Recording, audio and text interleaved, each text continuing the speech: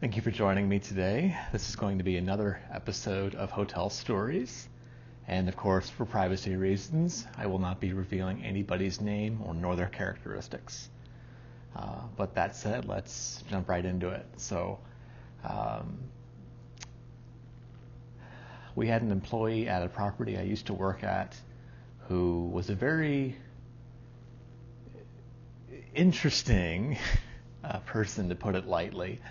He was very good with people, but he did a lot of silly things, including what happened this one night in particular, as he used to work some overnights. And he set off the fire alarms because he was vaping in the back office directly under a smoke detector, which was not the smart thing to do. So he thought it was a legitimate fire, and so he tried to, he was panicking left and right, and then we found out that no, the alarm panel said that it was in the back office, and the only thing that went on in the back office was him vaping. So he got reprimanded for that, and that was not a smart thing to do. I'm not sure what was going on in his head at the time. But again, if your property allows you to do that, please do this outside. Most properties are smoke-free and vape-free for a reason. That said, let's jump right into our second story, which is another overnight example. So another property, different property. I was training my new night auditor, and we were doing a property walk and came across a lady who was outside sitting down, but she was hunched over. And she had a lit cigarette in her right hand, which was close to burning her fingers, and she showed no sign of reaction to anything. And there was nothing next to her that was a threat to us, such as broken bottles or anything like that, because in my head I was thinking she had to be under the influence of something, potentially, and it was 50 degrees outside. So I called out, "Ma'am, are you okay?" No response. I called out louder, "Ma'am, are you okay?" Standing right next to her.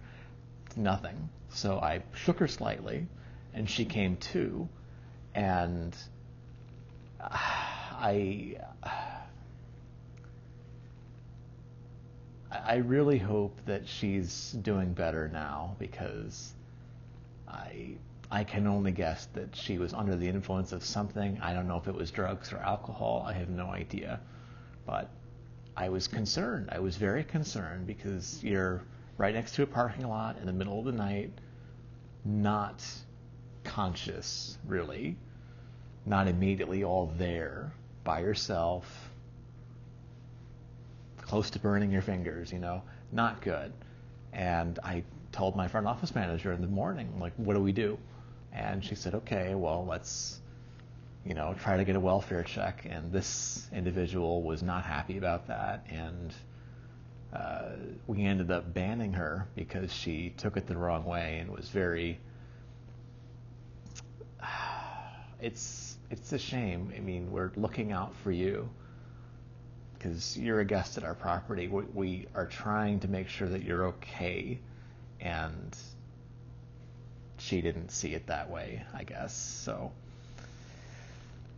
kind of sad, but again, this is why we do property walks, though, because a lot of it is security related, a lot of it is guest safety related, and a lot of people don't know that outside of the hotel industry. They don't know that oftentimes, if it's a property that's below 100 rooms, not exceeding 100 rooms, front desk staff often does that. We often assume the responsibility of making sure that all entrances are locked and, well, not locked per se, but all entrances are secured, that guests are all safe and accounted for.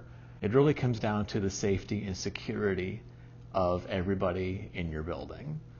And it's a shame that she didn't see it this way, but we did have her best interests at heart. And again, I hope she's doing better.